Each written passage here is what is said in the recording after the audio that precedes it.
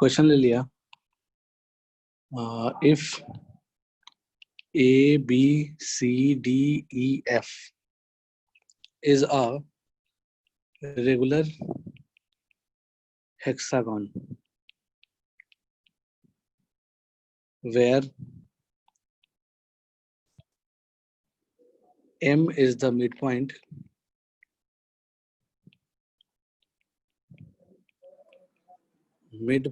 of AM, P is the midpoint of BC,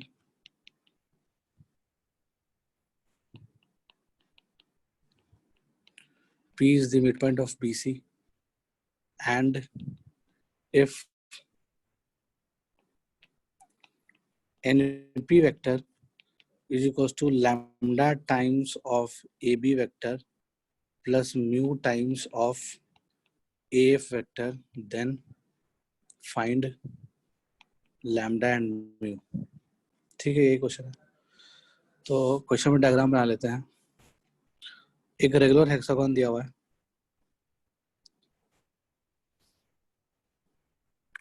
hexagon का नाम है A B C D E F. A B C D E F. M is the mid point of M, sorry M is the mid point of M. कहाँ से आ जाएगा? D होना चाहिए था, sorry. M is the mid point of, question में थोड़ा सा करेक्शन कर लो। M is the mid point of D E. D E का एम मिड पॉइंट है और P is the mid point of BC।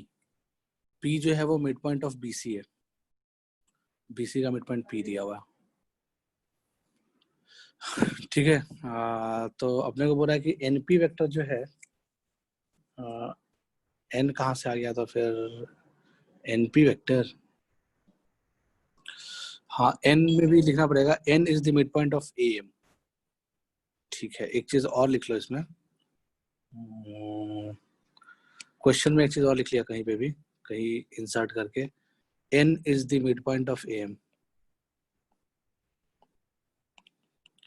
N is the mid point of AM। तो N जो है वो AM का मिड पॉइंट है, तो AM को ज्वाइन किया। ठीक है, तो इसका जो मिड पॉइंट आया वो N आया। N is the mid point of AM। तो अपने को बोल क्या रहा है कि जो NP वेक्टर है, यानी N से लेके P तक गए ये वेक्टर, NP वेक्टर, इसको चलो NP वेक्टर इसको बोल दिया। जो NP वेक्टर है वो lambda times of AB vector. ठीक है, ये हो गया AB vector, lambda times AB vector plus mu times of AF vector. ठीक है, तो इसका मतलब कि AB वेक्टर और AF वेक्टर के टर्म्स में NP वेक्टर को लिखा जा सकता है। तो लैम्डा और म्यू क्या होगा? और ऑफ कोर्स लिखा जा सकता है क्योंकि NP वेक्टर भी AF और AB वेक्टर के प्लेन में ही लाई कर रहा है। ठीक है, जैसे एग्जांपल के तौर पे हमने क्या किया, A के पोजीशन वेक्टर को 0 वेक्टर मान लिया और B के पोजीशन वेक्टर को B वेक्टर मान लिया, F के पोजीशन वेक्टर को F वेक्टर मान लिया। तो जो AF है वो F वेक्टर बन जाएगा।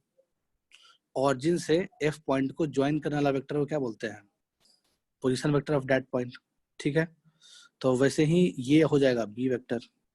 तो B वेक्टर और F वेक्टर जिस प्लेन में लाई कर रहा है, ठीक है, उसी प्लेन में NP भी लाई कर रहा है, तो उन दोनों के टर्म्स में लिखा जा सकता है बिल्कुल, और यूनिकली रिप्रेजेंट किया जा सकता है। तो लैम्डा और म्यू का एक यूनिक वैल्यू आएगा, वो यूनिक वैल्यू पूछा जा रहा है। ठीक है, तो अब उसी के बेसिस पर हमने देख लिया, ये CD भी F वेक्टर ही हो जाएगा। रेगुलर हेक्सागोन में दोनों इक्वल लेंथ का भी है और डायरेक्शन भी दोनों का सेम है, तो CD वेक्टर भी F वेक्टर ही है और जो ED वेक्टर होगा वो भी B वेक्टर ही होगा। ऑफ कोर्स कोई दिक्कत नहीं है। इसको अलग से बना लिया थोड़ा अच्छे से। ED वेक्टर भी क्या हो जाएगा? B वेक्टर ही हो जाएगा। सही है। अब BC वेक्टर क्या होगा ये निकालना है अपने को। अगर BC वेक्टर पता चल जाए तो फिर बाकी भी पता चल सकता है ऑफ कोर्स, है ना। EF भी पता चल जाएगा, तो सारा वेक्टर का नाम पता चल जाएगा अपने को। ठीक है ना। तो BC वेक्टर निकालने के लिए क्या करेंगे, अगर अपने को BC वेक्टर निकालना है तो हमने क्या किया, C के पोजीशन, अब तो निकाल नहीं सकते हैं, तो C के पोजीशन वेक्टर को हमने C वेक्टर मान लिया, C के पोजीशन वेक्टर को C वेक्टर अज्यूम कर लिया।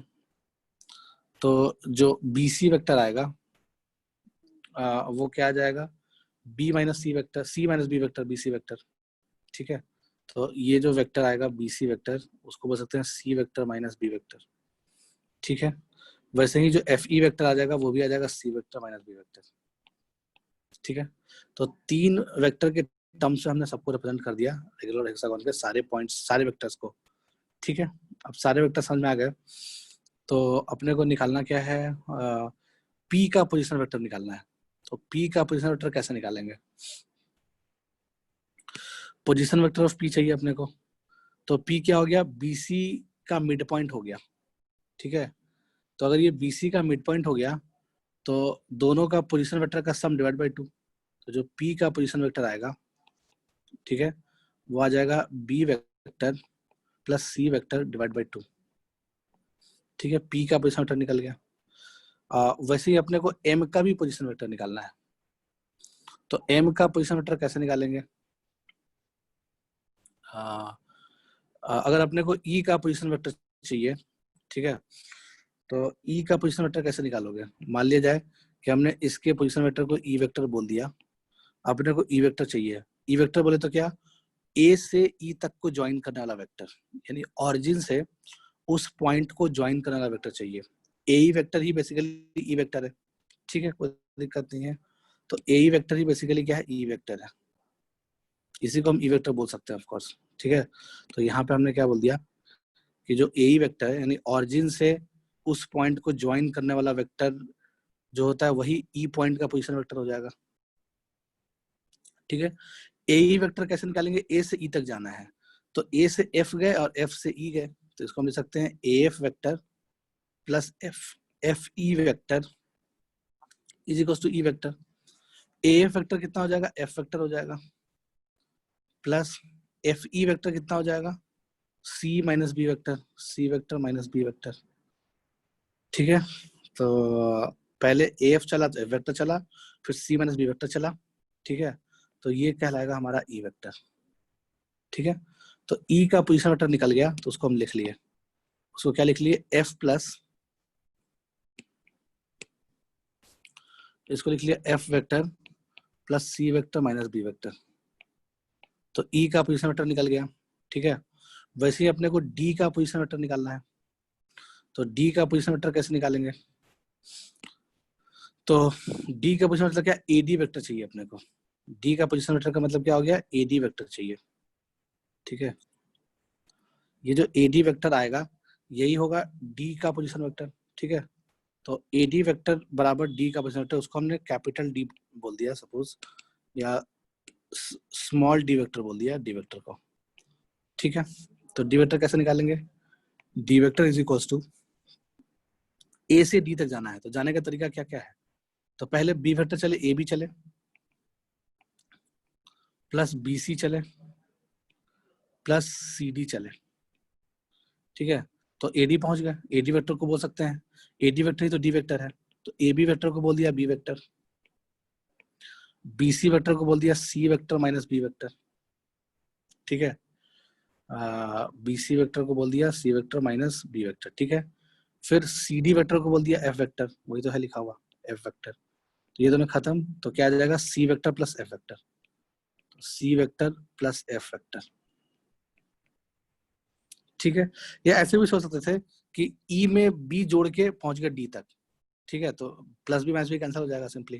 तो जो डी का जो पोजीशन वेक्टर आया, ठीक है, वो क्या आ जाएगा, एफ प्लस सी वेक्टर आ गया, यानी F vector plus C vector आ गया।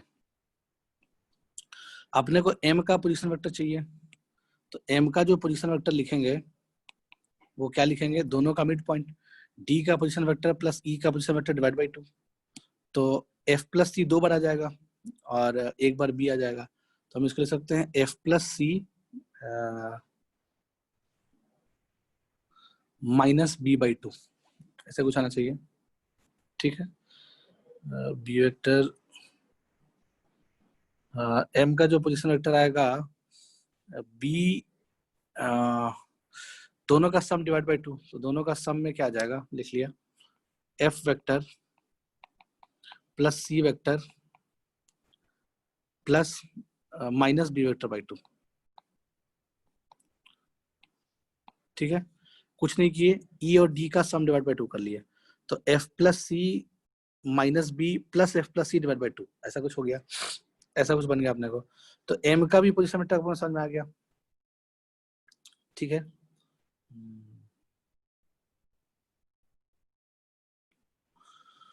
ठीक है, एम का पोजीशन वेक्टर आ गया, पी का पोजीशन वेक्टर समझ में आ गया। अब क्या करना है अपने को, बोल रहा है एनपी वेक्टर को क्या, अब एन जो है वो मिड पॉइंट ऑफ एम है। ठीक है, तो एम वेक्टर जो निकला अपना F plus C minus B by 2, उसका हाफ हो जाएगा एन का पोजीशन वेक्टर, यानी अब अपने को एन का पोजीशन वेक्टर निकालना है। ठीक है, तो हम थोड़ा नीचे का डिलीट कर रहे हैं ये सब चीजें। एन पॉइंट का अगर पोजीशन वेक्टर निकल गया तो काम चल जाएगा। एन का पोजीशन वेक्टर कैसे निकालोगे, एम का आधा, ठीक है ना, तो यानी कि एन का पोजीशन वेक्टर जो निकलेगा वो निकल जाएगा एन वेक्टर बराबर ए का पोजीशन वेक्टर प्लस एम का पोजीशन वेक्टर, और एम का पोजीशन वेक्टर क्या आ गया, F vector plus C vector minus B vector divide by 2। ठीक है, दोनों का पोजीशन वेक्टर डिवाइडेड बाई 2। ठीक है, ये हमारा आ जाएगा एन का पोजीशन वेक्टर। तो इसको थोड़ा अच्छे से लिख लिया, तो अच्छे से लिया तो कितना आ जाएगा, F plus C by 2 minus B by 4, minus B by 4, ऐसा कुछ आ जाएगा एन का पोजीशन वेक्टर। ठीक है, एन का भी पोजीशन वेक्टर निकाल लिए। अब अपने को एनपी वेक्टर निकालना है, तो पी के पोजीशन वेक्टर में से अगर हम एन के पोजीशन वेक्टर को हटा दें तो निकल जाएगा। ठीक है, तो हमने क्या किया, पी के पोजीशन वेक्टर में से एन का पोजीशन वेक्टर घटा दिया, तो अपने को एनपी वेक्टर निकल जाएगा। ठीक है, तो यही कहलाएगा हमारा एनपी वेक्टर। तो एनपी वेक्टर की वैल्यू कितनी आ जाएगी, देख लो, पी का पोजीशन वेक्टर निकला हुआ है, वो क्या निकला हुआ है, बी प्लस सी बाई 2 में से घटा दिया F plus C by 2 minus, तो माइनस प्लस हो जाएगा प्लस बी बाई 4, ऐसा कुछ आ रहा होगा। तो देखा कि plus C minus C cancel होना चाहिए ऑफ कोर्स, और एक आ जाएगा B by 2 plus B by 4, कितना हो जाएगा, 3b by 4, 3b by 4 minus of F by 2, minus of F by 2, तो माइनस ऑफ 1 बाई 2 एफ बोल सकते हैं इसको, minus of 1 by 2 F vector. ठीक है, तो ये क्या निकला, ये जो हमने निकाला है क्या निकाले, ये एनपी वेक्टर निकाले। ठीक है, क्वेश्चन में यही तो बोला था कि एनपी वेक्टर को हम lambda times of A B vector लिख रहे हैं, यानी ए बी वेक्टर हमारा बी वेक्टर है, और mu times of A vector लिख रहे हैं, एफ वेक्टर लिख रहे हैं, तो एफ वेक्टर हमारा क्या एफ वेक्टर है। ठीक है, तो इसमें क्लियरली दिख गया कि जो लैम्डा की वैल्यू आ जाएगी वो आ जाएगी 3/4, और जो म्यू का वैल्यू आ जाएगा वो आ जाएगा -1/2। ठीक है, समझ में आया होगा।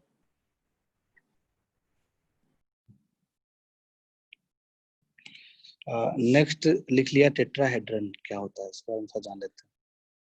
तो किसी कुछ आइडिया है क्या टेट्राहेड्रन क्या होता है, बता सकते हो तो बताओ। केमिस्ट्री बहुत जगह टेट्राहेड्रन स्ट्रक्चर ये सब सुनते होगे। ठीक है, टेट्राहेड्रन कैसा होता है, क्या होता है, तो टेट्राहेड्रन जो होता है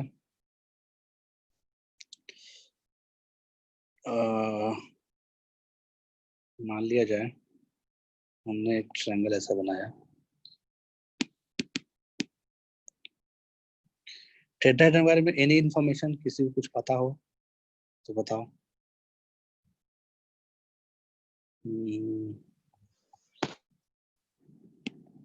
ये अंदर वाला साइड है तो उसको डॉटेड बनाएंगे, जो दिख नहीं रहा है अपने को, जो दिख नहीं रहा है उसको हमने डॉटेड बना दिया, क्योंकि अपने को ये साइड दिख नहीं रहा है। तो इसका मतलब कि ये जो डायग्राम है ये टेट्राहेड्रन का है। ठीक है, तो टेट्राहेड्रन में ऐसी खासियत क्या होती है, टेट्राहेड्रन जानने से पहले मुझे बताओ प्रिज्म क्या होता है, पिरामिड क्या होता है, ठीक है, प्रिज्म क्या होता है और पिरामिड क्या होता है, ठीक है।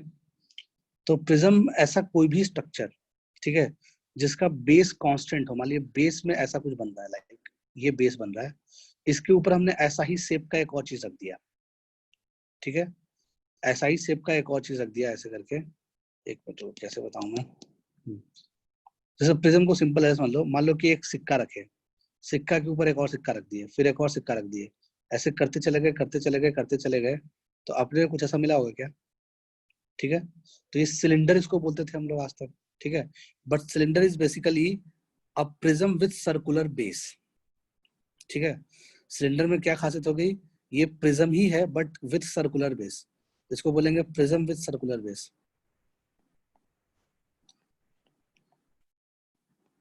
ठीक है। ये प्रिज्म है लेकिन इसका बेस सर्कुलर है, ठीक है। वैसे ही मान लो अगर स्क्वायर या रोम्बस है, वटेवर कुछ भी है, ठीक है, रोम्बस मान लो नीचे में, उसको एक हाइट मिल गया, हाइट मिल गया मतलब क्या हो गया कि रोम्बस के ऊपर सेम रोम्बस रखते चले गए, ठीक है, तो ऐसा कुछ स्ट्रक्चर बना होगा, तो इसको बोलेंगे प्रिज्म विथ, इसको बोल दिया प्रिज्म, या फिर ऐसा बोल दिया कि हाँ ठीक है, prism with rhombus base, prism with rhombus base बोल दिया, कोई दिक्कत नहीं है, प्रिज्म विथ रोम्बस बेस, ठीक है, समझ में आया बात।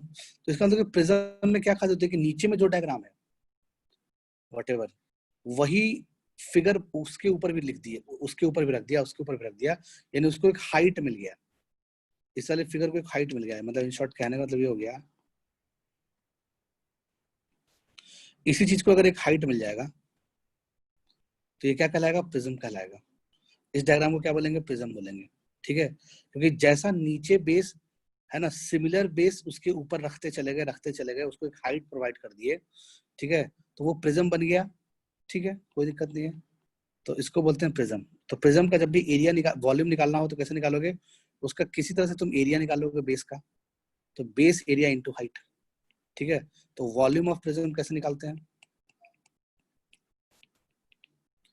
Volume of prism is equal to base area into height, ठीक है, कोई भी प्रिज्म का ऐसे ही करते हैं, बेस एरिया इंटू हाइट, ये हमारा क्या हो जाएगा, वॉल्यूम हो जाएगा, ठीक है। पिरामिड में क्या खासियत होती है, पिरामिड में क्या होता है कि जैसे मान लो नीचे में हमने सर्कुलर बेस लिया, उसके बाद उससे थोड़ा छोटा कॉइन ऊपर रखे, फिर और छोटा रखे, फिर और छोटा रखे, ऐसे करते करते क्या हो गया कि जो बेस एरिया है वो ऊपर जाके एक हाइट पे जाके 0 हो गया, है ना, मतलब कॉइन के ऊपर कॉइन रखते गए लेकिन छोटा छोटा कॉइन रखते गए, उसके ऊपर छोटा, फिर उससे थोड़ा और छोटा, फिर उससे थोड़ा और छोटा, मतलब पिरामिड में क्या होता है, पिरामिड को बोल सकते हो टेपर्ड एंड होता है, यानी कि सेम बेस ऊपर तक फॉलो नहीं हुआ, ठीक है, हाइट एच तक सेम बेस फॉलो नहीं हुआ, एक हाइट के बाद बेस एरिया 0 आ गया, यानी कि जब हम हाइट एच पकड़ लेंगे तो वहां पे जो उसको काटेंगे, यहाँ से अगर कट करेंगे तो अपने को एरिया 0 मिलेगा, ठीक है। तो इस तरह के फिगर को क्या बोलते हैं, पिरामिड बोलते हैं। तो जो हमारा कोन हुआ करता था, ठीक है, इसको कोन बोला करते थे, कोन भी क्या है, पिरामिड ही है, but pyramid with circular base बोल सकते हैं कि ये पिरामिड है सर्कुलर बेस का। वैसे ही मान लिया जाए कि स्क्वायर है या रोम्बस है, कुछ भी मान सकते हो, व्हाटएवर, ठीक है। अब उसका एरिया ऊपर जाके 0 हो गया, इसका एरिया ऊपर जाके 0 हो गया, तो ऐसा कुछ बन गया, तो इसको क्या बोलेंगे, पिरामिड बोलेंगे, पिरामिड विद स्क्वायर बेस, इसको क्या पढ़ेंगे, पिरामिड विद स्क्वायर बेस, ठीक है। वैसे ही मान लो कि ऐसे ही कोई भी रैंडम फिगर होता, सपोज कोई भी रैंडम फिगर होता, ऊपर में जाके एरिया 0 हो जाता, तो ऐसा कुछ दिख रहा होता, ठीक है ना। तो इसका मतलब इसको क्या बोलते हैं, पिरामिड विद जो भी इरेगुलर बेस व्हाटएवर, जो भी बेस है, इसका जो भी शेप नाम दे दो व्हाटएवर, तो उस बेस का पिरामिड है। तो पिरामिड और प्रिज्म में समझ में आया बात। तो जो पिरामिड का जो वॉल्यूम होता है वो होता है 1/3 times of base area into height, base area into height, ठीक है। तो वॉल्यूम ऑफ पिरामिड कैसे निकालते हैं, 1/3 times of base area into height, यानी कि सेम बेस का अगर प्रिज्म होता तो उसका जो वॉल्यूम होता उसका 1/3 होता है पिरामिड का वॉल्यूम। ठीक है, तो पिरामिड और प्रिज्म समझ में आ गया कि क्या होता है पिरामिड और क्या होता है प्रिज्म। ठीक है, तो अब टेट्राहेड्रन क्या है बेसिकली? टेट्राहेड्रन एक ट्रायंगुलर पिरामिड है। ठीक है, टेट्राहेड्रन में क्या है, नीचे में एक बेस है, जैसे हमने इसको ग्रीन से सेट करके दिखा दिया, नीचे में जो बेस है जो जो रखा हुआ है जमीन पे। ठीक है, तो ये जो ट्रायंगल है वो रखा हुआ है, सपोज ये ट्रायंगल रखा हुआ है, इसको ओ नाम दे दिया, इसको नाम दे दिया ए, इसको नाम दे दिया बी, इसको नाम दे दिया सी। तो एबीसी ट्रायंगल जो है वो जमीन पर रखा हुआ है। ठीक है, टेबल पे रखा हुआ है, अज्यूम कर लो एबीसी ट्रायंगल टेबल पे रखा हुआ है। ठीक है, जैसे हम हाइट ऊपर एच हाइट ऊपर जा रहे हैं, वैसे वैसे ट्रायंगल का जो एरिया अगर उसको कट करें, वर्टिकली कट करें, तो अपने को जो ट्रायंगल मिलेगा वो छोटा ट्रायंगल मिलते चला जाएगा, छोटा ट्रायंगल मिलते चला जाएगा, और ऊपर जाके एरिया हो जाएगा 0।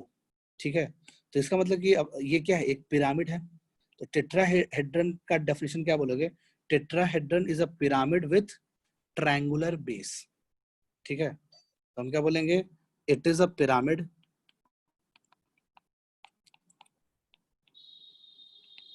it is a pyramid with triangular base।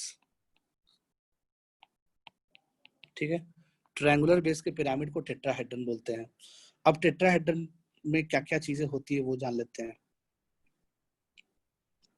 ठीक है, क्या क्या पॉइंट इसमें होना चाहिए।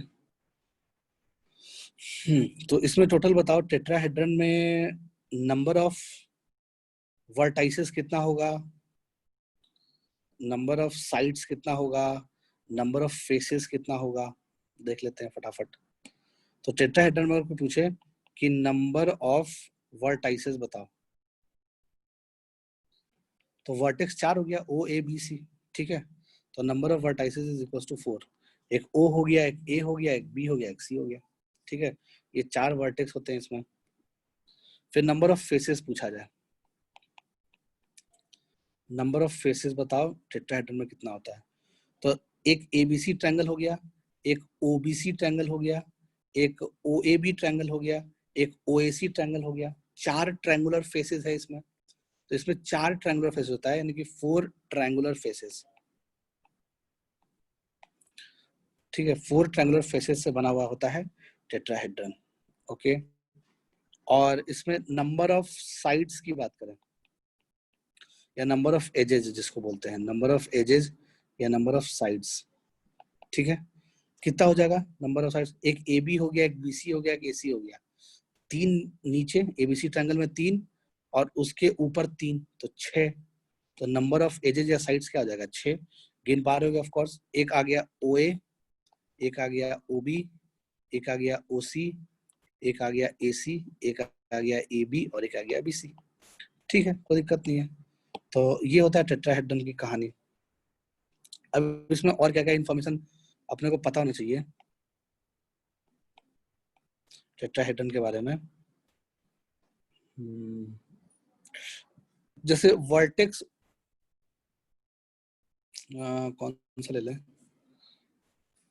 अब इसमें एक जो टर्म यूज होगा, अपोजिट पेयर नाम का वर्ड यूज होगा बहुत ज्यादा। ठीक है, बहुत सारे क्वेश्चन ऐसे रहेंगे जिसमें अपोजिट पेयर का टर्म यूज करेगा, अपोजिट पेयर।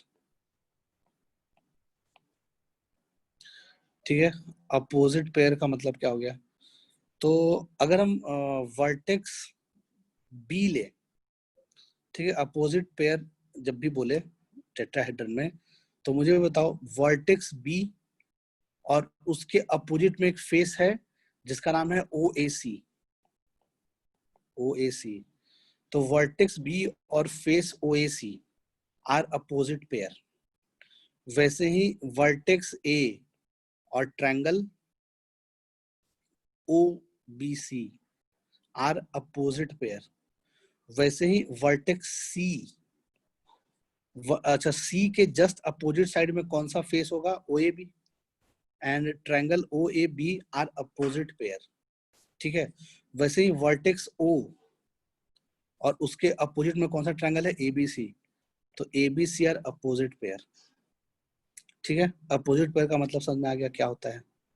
ठीक है, वैसे ही अगर अपोजिट सिर्फ अपोजिट पेयर बोलेगा तो हम एक वर्टेक्स और एक साइड लेंगे, ठीक है, एक वर्टेक्स और एक फेस लेंगे, ठीक है।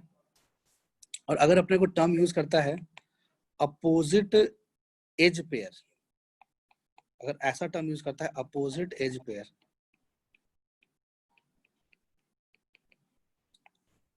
तो कौन कौन सा हो जाएगा अपोजिट एज पेयर? तो तुम्हें दिख रहा होगा AC एक साइड हो गया और एक OB साइड हो गया। तो AC और OB क्या है? अपोजिट पेयर है, अपोजिट एज पेयर है, ठीक है, दोनों एक दूसरे का अपोजिट एज पेयर है, ठीक है। तो ये स्क्यू लाइंस हो गया, AC और OB कह सकते हो काइंड ऑफ। AC और OB ना तो पैरेलल है ना तो इंटरसेक्टिंग है। तो ना पैरेलल ना इंटरसेक्टिंग लाइन क्या होता है? मतलब अगर टेट्राहेड्रन में ऐसा दो लाइन मिल गया जो non parallel non intersecting skew lines हो, तो वो अपोजिट एज पेयर हो गया। जैसे AC और OB अपोजिट एज पेयर हो गया, वैसे ही और क्या क्या निकाल सकते हो एज पेयर? AC OB का निकाल लिया हमने एक पेयर, दूसरा पेयर निकाल लेते हैं OA और OA के अपोजिट कौन सा होगा? BC। OA और BC डायग्राम देख रहे हो, समझ में आ रहा होगा। वैसे ही AB ले लिया, तो AB का अपोजिट एज पेयर क्या आ जाएगा? OC। वैसे कितना पेयर आ जाएगा भाई? हर एक का अपना अपना एक पेयर आ जाएगा। टोटल 6 है तो 3 पेयर बनना चाहिए। और भी कुछ बनेगा क्या? सब कवर हो गया क्या? AC कवर हो गया अपना, AC cover, AB cover, AC AB BC cover, ठीक है, OB OA OC सब कवर हो गया, ठीक है। तो ये 3 अपोजिट एज पेयर बने, ठीक है, 3 अपोजिट एज पेयर बने। और 4 वर्टेक्स होता है, 4 फेस होता है। तो अगर सिर्फ अपोजिट पेयर की बात करें या फिर opposite pair of vertex and faces की बात करें, तो opposite pair of vertex and faces 4 और अपोजिट एज पेयर कितना? 3, ठीक है। समझाया बात? कौन कौन होता है, क्या क्या होता है, समझ में आ गया होगा। नेक्स्ट कॉपी कर लो इसको जल्दी से।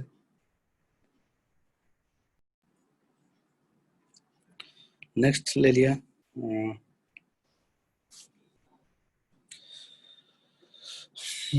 अब आते हैं, फिर से डायग्राम बना लिया वैसा ही, फिर से एक टेट्राहेड्रन का डायग्राम बनाते हैं।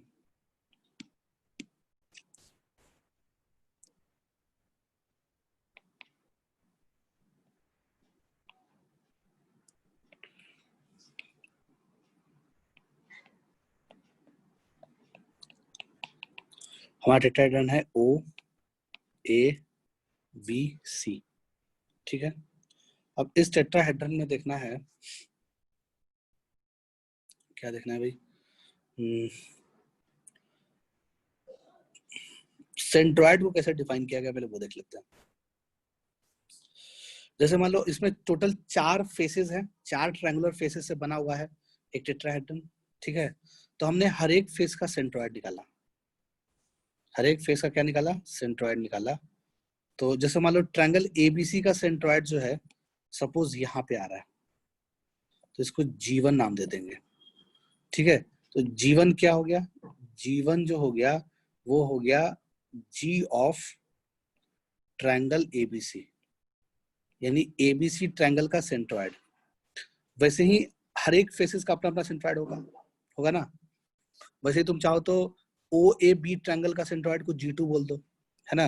वैसे ही OBC ट्रायंगल के सेंट्रॉइड को G3 बोल दिया, वैसे ही OAC ट्रायंगल के सेंट्रॉइड को G3 बोल दिया, सॉरी G4 बोल दिया। तो ऐसे चारों ट्रायंगल्स का, जो 4 ट्रायंगल से टेट्राहेड्रन बना हुआ है, चारों ट्रायंगल्स का अपना अपना एक सेंट्रॉइड होगा, ठीक है, कोई दिक्कत नहीं है। अब मान लो कि हमने अपोजिट वर्टेक्स O से, अपोजिट वर्टेक्स O से, एक मिनट चलो, अगर अपोजिट वर्टेक्स O से G1 को मिलाया जाए, कैसे मिलाऊं?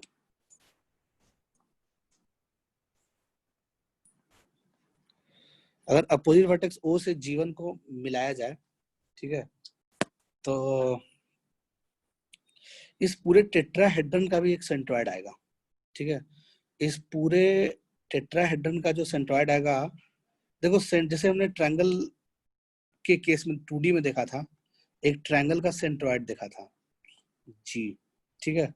जो सेंट्रॉइड का जो कोऑर्डिनेट आया था वो जैसा ए के लिए था वैसा ही पॉइंट बी के लिए था, वैसा ही पॉइंट सी के लिए था। मतलब जैसे सेंट्रॉइड कोऑर्डिनेट था x1 plus x2 plus x3 divide by 3, ठीक है। तो इसका मतलब कि जैसा वो ए पॉइंट के लिए था वैसा ही बी पॉइंट के लिए था, वैसा ही सी पॉइंट के लिए था।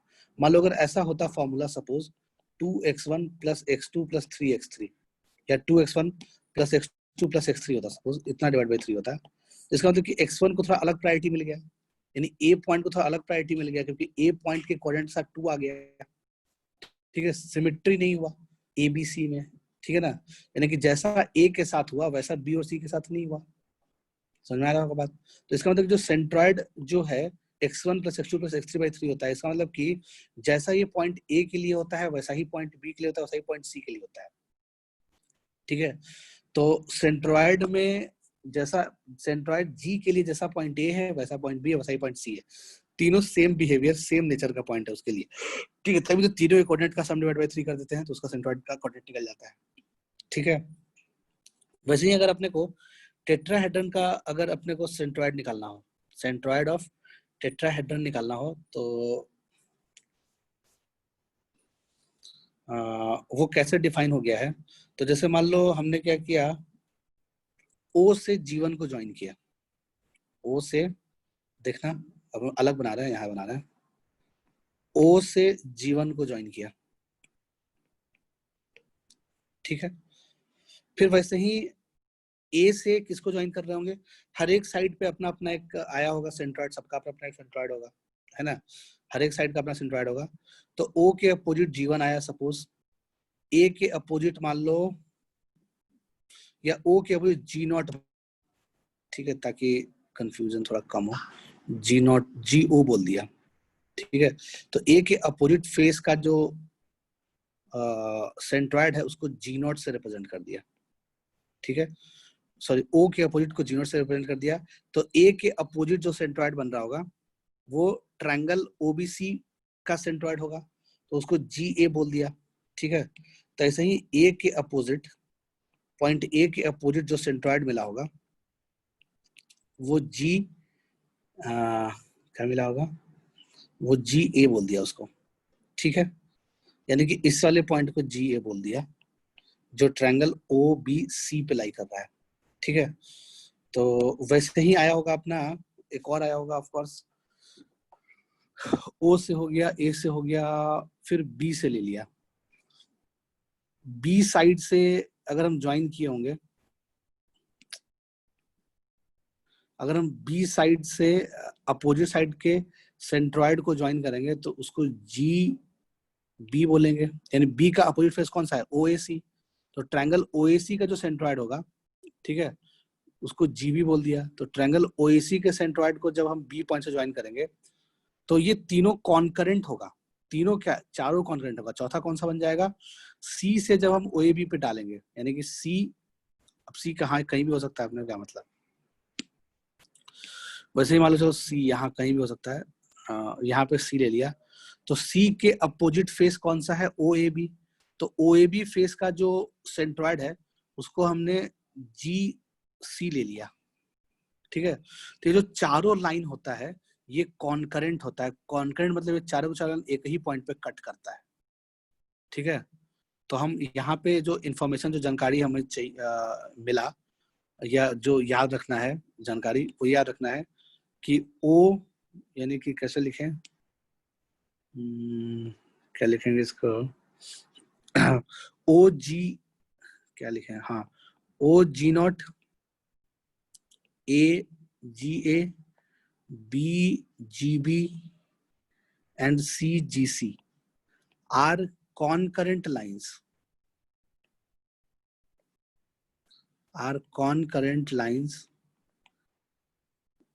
and the point of intersection of these lines are called as centroid of, are called as centroid of tetrahedron, तो टेट्राहेड्रन का जो सेंट्रॉइड होता है, ठीक है, वो इन सब का पॉइंट ऑफ इंटरसेक्शन होता है, ठीक है। तो मान लो कि O का पोजीशन वेक्टर 0 वेक्टर है, O का पोजीशन वेक्टर 0 वेक्टर है, A का पोजीशन वेक्टर हमने A वेक्टर मान लिया, B का पोजीशन वेक्टर हमने B वेक्टर मान लिया, C का पोजीशन वेक्टर हमने C वेक्टर मान लिया, ठीक है। तो अपने को जो ये जो कट कर रहा होगा, ये G पॉइंट पे कट कर रहा होगा। G बोले तो क्या, पूरा फिगर, पूरा जो 3D फिगर है सेंट्रॉइड टेट्राहेड्रन का, उसका सेंट्रॉइड, ठीक है।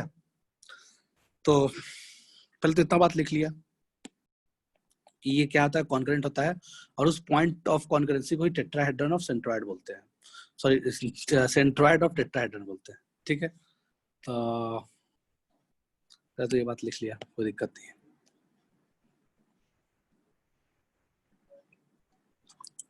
अब इसमें जो ध्यान देने लायक बात है वो ये है कि जैसे मान लो O है और G0 है, तो इसी पे कहीं लाई कर रहा होगा G क्या है, centroid of triangle, sorry tetrahedron, ठीक है। तो इसका मतलब कि G कहाँ लाई कर रहा होगा, O G0 पे कहीं G लाई कर रहा होगा। तो हमने डायग्राम में बना लिया, centroid of tetrahedron O G0 पे कहीं लाई कर रहा होगा, ठीक है। तो G जो है वो इसको मान लो λ/1 रेशियो में डिवाइड कर रहा है। G जो है वो इसको λ/1 रेशियो में डिवाइड कर रहा है, ठीक है। हमने अज्यूम कर लिया कि G जो है वो λ/1 रेशियो में डिवाइड कर रहा है। G OG0 को λ/1 रेशियो में डिवाइड कर रहा है।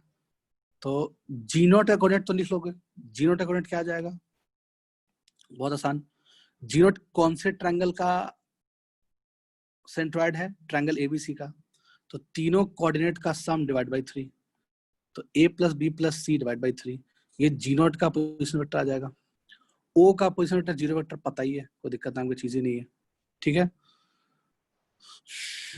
तो अब यहां से अगर हम G का पोजीशन वेक्टर निकालें, यहां से अगर हम G का पोजीशन वेक्टर निकालें तो कैसे निकालोगे, lambda times of this into 1 times of 0, ठीक है। तो हमने 1 टाइम्स ऑफ 0 किया तो 0 ही हो गया, plus lambda times of this किया तो plus lambda times of A vector plus B vector plus C vector divided by 3 upon λ+1। सही है क्या, G का पोजीशन वेक्टर ये निकलना चाहिए, ठीक है। G का पोजीशन वेक्टर तो ये निकलना चाहिए, कोई दिक्कत नहीं है। अब अपने को एक चीज और पता है कि सेंट्रॉइड किसी भी फिगर का सेंट्रॉइड में खासियत क्या होती है कि वो सारे वर्टेक्स के रेस्पेक्ट में सेम बिहेवियर होता है, मतलब उसके लिए सारे वर्टेक्स एक जैसे हैं, है ना। यानी कि जैसा उसके लिए पॉइंट, यानी कि G के लिए, सेंट्रॉइड ऑफ टेट्राहेड्रन के लिए, इस G के लिए जैसा O पॉइंट है वैसा ही A पॉइंट है, वैसा ही B पॉइंट है, वैसा ही C पॉइंट है। कोई स्पेशलिटी नहीं है, किसी में कोई स्पेशलिटी नहीं है, ठीक है ना। ऐसा नहीं कोई बहुत स्पेशल हो गया काइंड ऑफ, ऐसा नहीं बोल सकते हैं, ठीक है।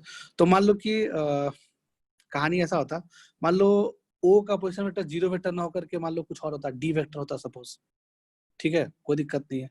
मान लो सपोज D वेक्टर होता, अभी तो खाली यही मान लिया, कोई दिक्कत नहीं है। अब अपने को क्या सोचना है कि ऐसा लैम्डा की वैल्यू ऐसा क्या ले लिया जाए कि ये ABC के लिए सिमेट्रिक हो जाए। जैसे मान लो, फिर से लिख लिया, आगे बढ़ गए थोड़ा सा।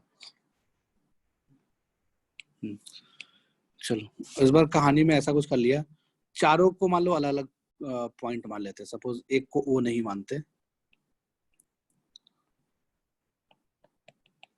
तो इसको A मान लेते हैं, इसको B मान लेते हैं, इसको C मान लेते हैं, इसको D मान लेते हैं, ठीक है। तो जो स्टोरी बनता है वो कुछ ऐसा बनता है, या फिर D नीचे वाले को ABC माने तो ABC मानो, ऊपर वाले को D मान लो, A B C यहाँ D। तो जो कहानी बनती वो ये बनना चाहिए था, D वेक्टर के जगह 0 वेक्टर आ गया था, तो इसका मतलब कि D का मान लो पोजीशन वेक्टर D वेक्टर होता, तो D vector plus lambda times of A plus B plus C divided by 3 upon lambda plus 1 आता है ना। यही आता हमारा सेंट्रॉइड का, टेट्राहेड्रन के सेंट्रॉइड का पोजीशन वेक्टर। तो अब इसमें जैसे हमने ट्रायंगल के केस में देखा था, ठीक है, ट्रायंगल के केस में देखा था कि A vector plus B vector plus C vector divide by 3। तो सेंट्रॉइड के लिए जैसा पॉइंट ए है वैसा ही पॉइंट बी है, वैसा ही पॉइंट सी है, ठीक है। तो यानी कि ए बी सी में सिमेट्रिक एक्सप्रेशन होगा, तीनों के कोऑर्डिनेट में सिमेट्रिक एक्सप्रेशन होगा। सिमेट्रिक एक्सप्रेशन का मतलब क्या होता है ना। जैसे मान लो तुमसे कोई बोले कि अल्फा बीटा गामा, इस तीनों में एक सिमेट्रिक लीनियर इक्वेशन लिखो, तो तुम ऐसा लिख सकते हो क्या, लाइक हमने 2 times of alpha plus 2 times of beta plus 2 times of gamma लिखा, ठीक है। तो ये सिमेट्रिक है कि नहीं, ये कैसे पता करेंगे। तो अल्फा की जगह पे बीटा रख दो, बीटा की जगह पे गामा रख दो, और गामा की जगह पे अल्फा रख दो, ठीक है ना। तो अल्फा की जगह बीटा, बीटा की जगह गामा, गामा की जगह अल्फा रखेंगे, तो 2 beta plus 2 gamma plus 2 alpha, ठीक है, सेम ही रहा। तो इसका मतलब कि इक्वेशन सेम ही आ गया, कोई फर्क नहीं पड़ा। तो हम इसको बोले कि ये अल्फा बीटा गामा में सिमेट्रिक रिलेशन है, और चूंकि अल्फा पावर 1 है, बीटा पे पावर 1 है, गामा पे पावर 1 है, तो इसका मतलब कि 1 डिग्री का सिमेट्रिक एक्सप्रेशन है अल्फा बीटा गामा में, ठीक है। तो इसका मतलब कि जी जो है वो एबीसी के रेस्पेक्ट में सिमेट्रिक है, जी जो है वो सिमेट्रिक पॉइंट है एबीसी के रेस्पेक्ट में, ठीक है ना। तो इसका मतलब कि इसका जो कोऑर्डिनेट आ रहा होगा जी का, वो भी एबीसी के रेस्पेक्ट में सिमेट्रिक ही होना चाहिए, ठीक है।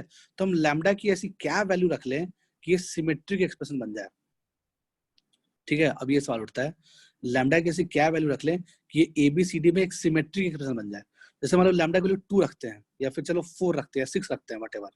मान लो लैम्डा की वैल्यू 6 रख लिए, तो क्या बन जाएगा, जी वेक्टर प्लस 6, तो 3 into 2 times of A vector आ जाएगा, plus 2 times of B vector आ जाएगा, plus 2 times of C vector आ जाएगा, डिवाइडेड बाई 6 प्लस 1 7, ऐसा कुछ आ जाएगा। तो अगर ऐसा, यानी कि लैम्डा की वैल्यू 6 रखने पे क्या फर्क आ रहा है, देखा कि एबीसी के साथ तो चलो सेम बिहेवियर आ गया, बट डी के साथ अलग हो गया। तो एबीसीडी में ये सिमेट्रिक एक्सप्रेशन नहीं है, यानी कि G is a symmetric point with respect to A B C and D. तो जी का जो कोऑर्डिनेट आएगा वो एबीसीडी के कोऑर्डिनेट के सिमेट्रिक होना चाहिए, ठीक है। तो ऐसा नहीं हो रहा है, तो हमने देखा कि अच्छा अगर हम लैम्डा की वैल्यू 3 रख दें, अगर हम लैम्डा की वैल्यू 3 रख दें तो सिमेट्रिक आ जाएगा, उसके अलावा और कोई ऑप्शन नहीं है, ठीक है। तो इसका मतलब कि अपने को ऑलरेडी पता है, since this is symmetric, this should be symmetric, since this should be symmetric in ABCD, therefore lambda equals to 3। तो लैम्डा की वैल्यू 3 रखना पड़ेगा। तो वहां से जो जी का जो पोजीशन वेक्टर आएगा वो क्या आ जाएगा, A vector plus B vector plus C vector plus D vector divided by 4। तो सेंट्रॉइड ऑफ टेट्राहेड्रन कैसे निकालते हैं, इस फॉर्मूले से निकालते हैं, ठीक है। समझ में आ गया होगा सारी बातें। यहाँ से अपने को एक चीज सीखने को मिला कि जैसे पीछे वाला डायग्राम में हमने देखा था, ये वाला डायग्राम में, तो लैम्डा की वैल्यू कितनी आ गई, 3 आ गई। तो इसका मतलब कि जी जो है वो OG नॉट को 3:1 रेशो में डिवाइड करेगा, ठीक है। और ट्रायंगल के केस में हमने क्या देखा था, ट्रायंगल के केस में देखा था कि जी जो होता है वो मीडियन को, यानी AM को, वो किस में कन्वर्ट कर रहा था, किस में डिवाइड कर रहा था, जी जो है वो AM को 2:1 रेशो में डिवाइड करता है, ठीक है। तो टेट्राहेड्रन में जी, सेंट्रॉइड ऑफ टेट्राहेड्रन जो है वो डी से जो एबीसी का जो जी नॉट है, एबीसी का जो सेंट्रॉइड है उसको अगर हम ज्वाइन करें तो जी पॉइंट इसको 3:1 डिवाइड करेगा। तो ये भी ध्यान में रख लिया पॉइंट, ठीक है। अब सेंट्रॉइड ऑफ टेट्राहेड्रन का एक और डेफिनेशन है, तो उस पर भी चले आते हैं। सेंट्रॉइड ऑफ टेट्राहेड्रन का एक डेफिनेशन और क्या बोलता है कि जैसे मान लीजिए कि हमने सारे मिड पॉइंट को ज्वाइन कराया, अपोजिट पेयर के मिड पॉइंट को ज्वाइन कराना, ठीक है। देख लेते हैं क्या होता है, अपोजिट पेयर के मिड पॉइंट को ज्वाइन कराओ। लाइक हमारे पास इस फिगर के हिसाब से देखा जाए तो BC and AC are opposite edge pair, BD and AC, sorry यहाँ BD लिख लिया, BD and AC are opposite edge pair. तो BD हो गया और AC हो गया, दोनों क्या है, अपोजिट एज है, ठीक है। दोनों के मिड पॉइंट का नाम रख दिया, पहले वाले का नाम, इसके मिड पॉइंट का नाम M1 रख दिया, इसके मिड पॉइंट का नाम M2 रख दिया, ठीक है। तो एक लाइन मिला होगा M1 M2 कह सकते हो, ठीक है। अब वो कैसे मिड पॉइंट ज्वाइन हो रहा होगा पता नहीं, मान लो ये M1 हो गया, सॉरी AC, हाँ AC के मिड पॉइंट को M1 बोल दिया, चलो AC का मिड पॉइंट यहाँ M1 आ रहा होगा, BD का मिड पॉइंट यहाँ कहीं M2 आ रहा होगा, तो इसको ज्वाइन कर दिया M1 M2 को, ठीक है। वैसे ही और क्या कर सकते हैं, और अपोजिट पेयर कौन कौन सा हो जाएगा देख लो। एक और अपोजिट पेयर ले लिया, BD AC हो चुका है, AB ले लिया, 3 एज पेयर होगा, ऑफ कोर्स समझ में आ रहा होगा। तो एक AB हो जाएगा और एक CD हो जाएगा, तो AB एंड CD, तो AB के जो मिड पॉइंट है उसको हमने M3 बोल दिया, AB के मिड पॉइंट को M3 बोल दिया, और CD के मिड पॉइंट को M4 बोल दिया। तो M3 M4 को ज्वाइन किया, ठीक है, 2 लाइन मिल गया अपने को। वैसे ही फिर हमने क्या किया, एक और एज पेयर है अपने पास, एक और एज पेयर कौन सा बचा हुआ है, AD और BC बचा हुआ है, AD एंड BC। AD के मिड पॉइंट को हमने AD एंड BC, सही है, AD एंड BC। AD के मिड पॉइंट को कुछ और मान लो, लाइक M3 M4 M5 मान लिया,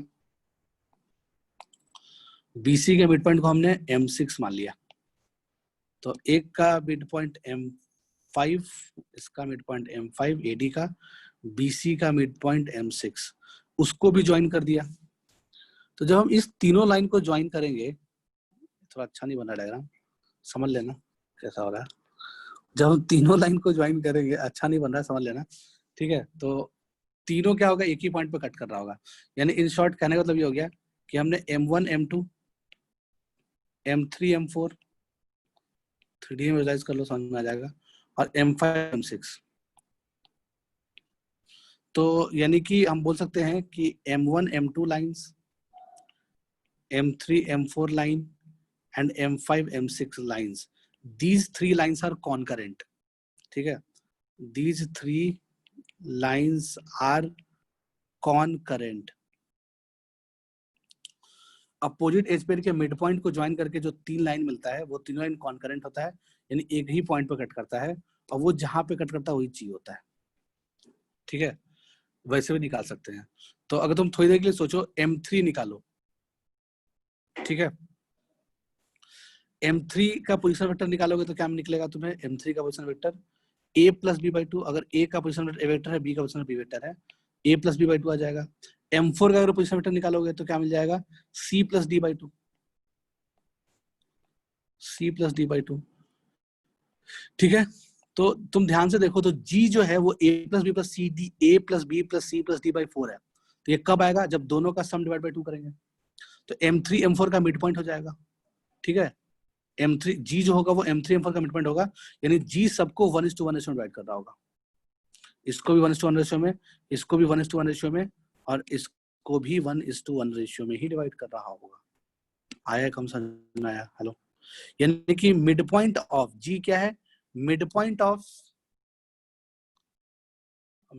of line joining mid points of opposite edge pair is called centroid of tetrahedron. कह सकते हैं क्या, हेलो, कह सकते हैं क्या।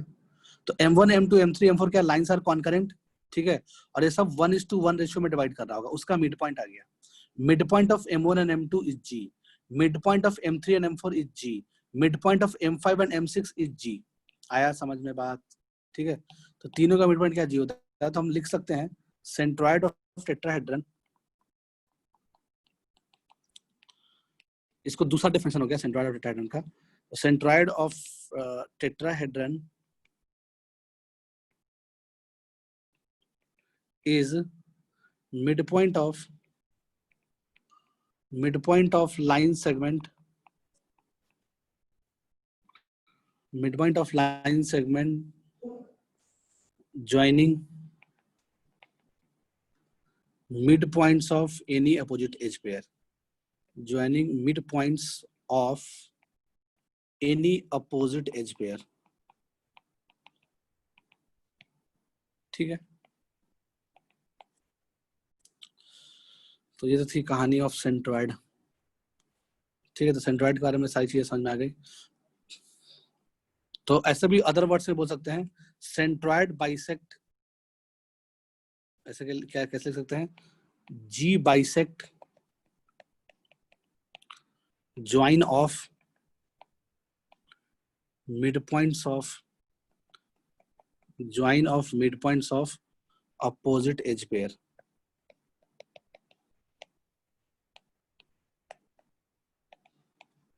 ठीक है, लिख लिया।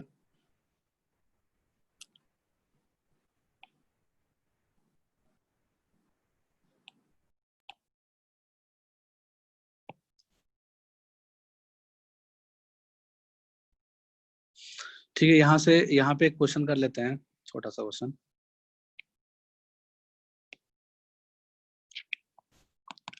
क्वेश्चन बोल रहा है late G is centroid, let G is centroid of tetrahedron,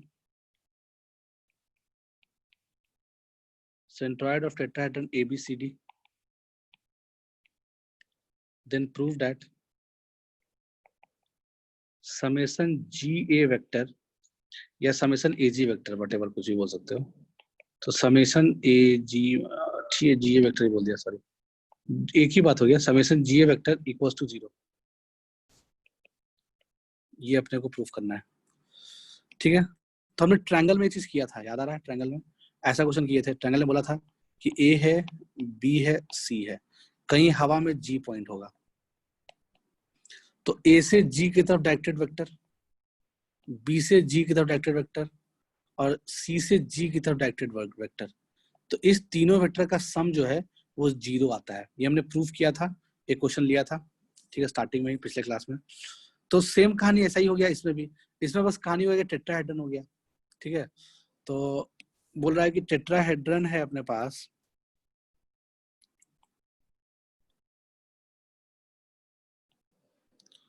और इस टेट्राहेड्रन में सबका नाम है ABCD, कहीं G नाम का अंदर में कहीं कोई पॉइंट होगा G अंदर में कहीं पे भी। तो बोला है कि A से GA वेक्टर, मतलब कि A माइनस GA मतलब क्या, G से A की तरफ गया, ठीक है, कोई बात नहीं है, तो उल्टा भी ट्रू है ऑफ कोर्स, तो G से A की तरफ गए ये वेक्टर, फिर G से B की तरफ गए ये वाला वेक्टर, फिर G से C की तरफ गए ये वाला वेक्टर, फिर G से D की तरफ गए ये वाला वेक्टर, इस चारों वेक्टर का सम जो है वो 0 आएगा, ये प्रूफ करना है अपने को। ठीक है, तो हमने क्या किया, A का पोजीशन वेक्टर A वेक्टर ले लिया, B का पोजीशन वेक्टर B वेक्टर ले लिया, C का पोजीशन वेक्टर C वेक्टर ले लिया और D का पोजीशन वेक्टर D वेक्टर ले लिया। ठीक है, G का दुनिया में सबको पता, अभी देख लिया फॉर्मूला, क्या आ गया, A vector plus B vector plus C vector plus D vector divided by 4, ये तो आ गया G का पोजीशन वेक्टर। ठीक है, तो करते हैं, जी ए वेक्टर निकालना है अपने को, तो जी ए वेक्टर कैसे निकालोगे, यानी कि समेशन में प्रूफ क्या करना है, जी ए वेक्टर प्लस समेशन फॉर्म में लिखा हुआ है तो उसको एक्सपेंड करके लिखा था क्या, plus GB vector plus GC vector plus GD vector equals to 0 vector, अपने को ये प्रूफ करना है। ठीक है, जी ए जी बी जी सी जी डी अलग अलग निकाल सकते हैं हम, तो बी वेक्टर में से अगर हम घटा दें, जी ए वेक्टर कैसे निकालोगे, ए वेक्टर में से घटा दो जी वेक्टर, तो यानी ए वेक्टर माइनस ये वाला bracket A plus B plus C plus D by 2/4 वाला, ठीक है, प्लस, या फिर इसको हमने थोड़ी देर के लिए क्या लिख लिया, स्मॉल जी वेक्टर लिख लिया, मतलब इसको स्मॉल जी वेक्टर लिख लिया, तो ए वेक्टर माइनस जी वेक्टर बोल सकते हैं इसको, प्लस बी वेक्टर माइनस जी वेक्टर बोल सकते हैं इसको, प्लस सी वेक्टर माइनस जी वेक्टर बोल सकते हैं इसको, प्लस डी वेक्टर माइनस जी वेक्टर बोल सकते हैं। इसका सम 0 प्रूफ करना है। तो this thing is equal to कितना आ जाएगा, A vector plus B vector plus C vector plus D vector minus 4g vector. ठीक है, तो 4g वेक्टर तो दिख रहा है कि ये इसी चीज के बराबर हो गया, यानी कि समेशन ए वेक्टर अगर ये है तो 4g वेक्टर भी समेशन ए वेक्टर के बराबर है। तो दोनों क्या सेम ही चीज है, कैंसिल होकर 0। ठीक है, तो इसका मतलब कि 0 आ गया, कोई दिक्कत नहीं है। तो इसके लिए भी ट्रू है। ठीक है, लिख लिए होगे। नेक्स्ट लिख लेते हैं पैरेललोपाइप्ड।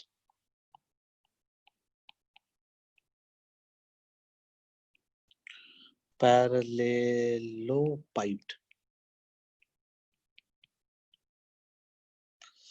ठीक है। पैरेललोपाइप्ड किसको बोलते हैं? तो पैरेललोपाइप्ड तो कई बार बना भी चुके हैं, समझ लो। पैरेललोग्राम का 3D वर्जन, यानी पैरेललोग्राम को अगर एक हाइट मिल जाएगा तो वो पैरेललोपाइप्ड बन जाएगा।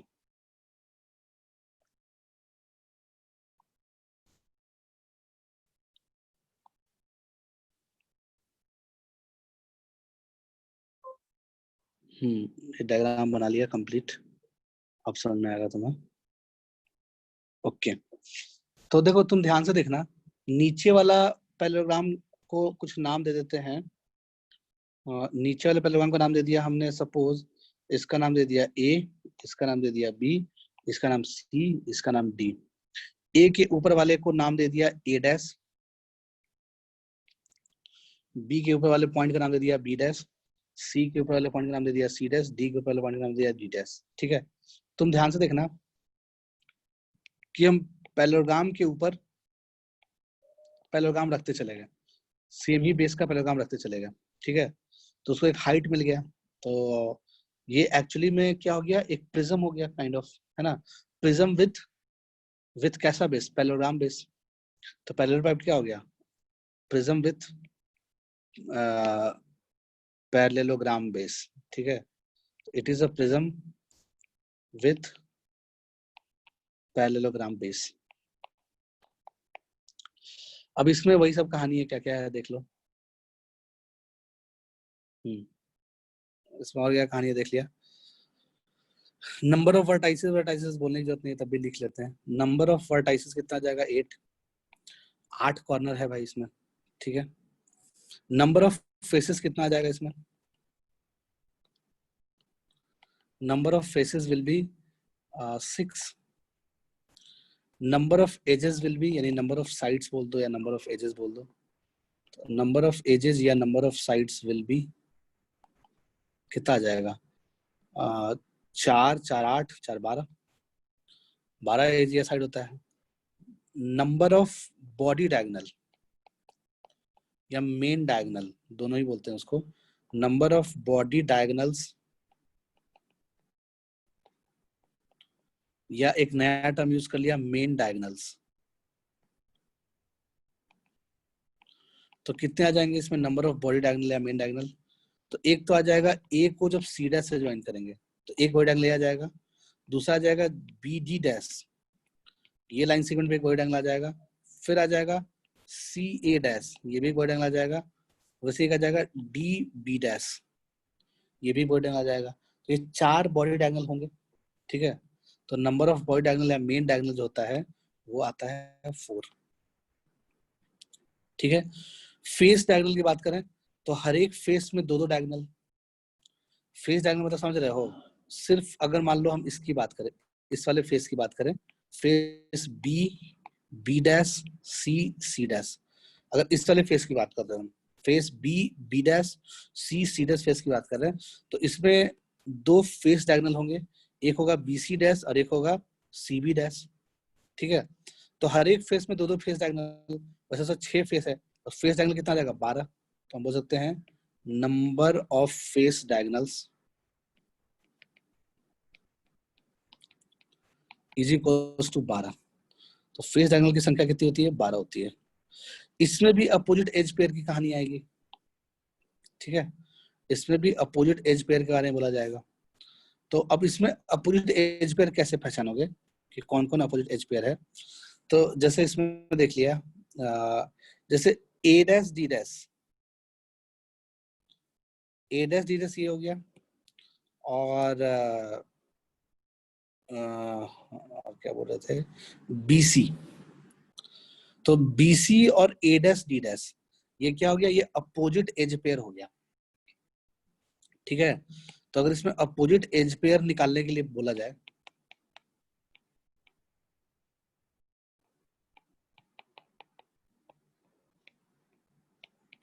अपोजिट एज पेयर निकालना है, कैसे कैसे निकालेंगे, तो अपने को एक मिल जाएगा A dash D dash and B C. वैसे ही फिर क्या और कैसे ढूंढ लोगे, बी डैश सी डैश के साथ आ जाएगा, देख लो समझ में आ रहा होगा, एडी। ओके, वैसे ही एक दो पेयर हो गया, ए बी के साथ क्या आ रहा होगा, A B and D dash C dash. वैसे ही C D and A dash B dash, ये भी अपोजिट एज पेयर हो गया। और क्या क्या छूटा हुआ है, B B dash and B B dash and D D dash, फिर C C dash and A A dash. ठीक है, 12 साइड कवर हो गया।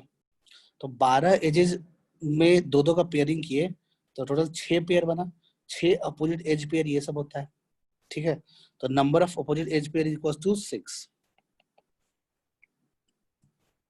ये सब हो गया, सही है।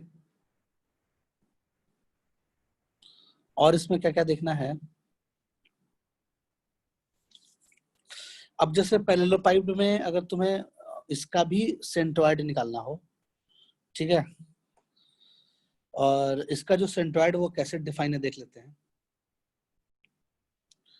पैरेललोपाइड का जो सेंट्रोइड है वो ऐसे डिफाइन होता है, ऐसे पहले लिख लिया, ऑल बॉडी डायगोनल्स, जो 4 बॉडी डायगोनल निकाला था हमने पैरेललोपाइड का, तो all body diagonals are concurrent, all body diagonals are concurrent and point of concurrency,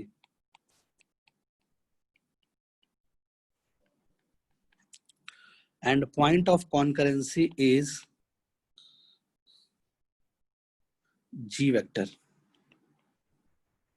point of concurrency जो होता है वही g vector के बराबर होता है, that is centroid of parallelepiped, that is centroid of parallelepiped।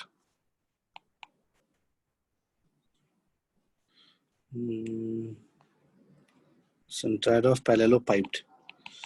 ठीक है, पैरेललोपाइड का सेंट्रोइड निकालना बहुत आसान, ऑल बॉडी डायगोनल्स कॉन्करेंट होते हैं, पॉइंट ऑफ कॉन्करेंसी हमारा सेंट्रोइड ऑफ पैरेललोपाइड होता है। ठीक है,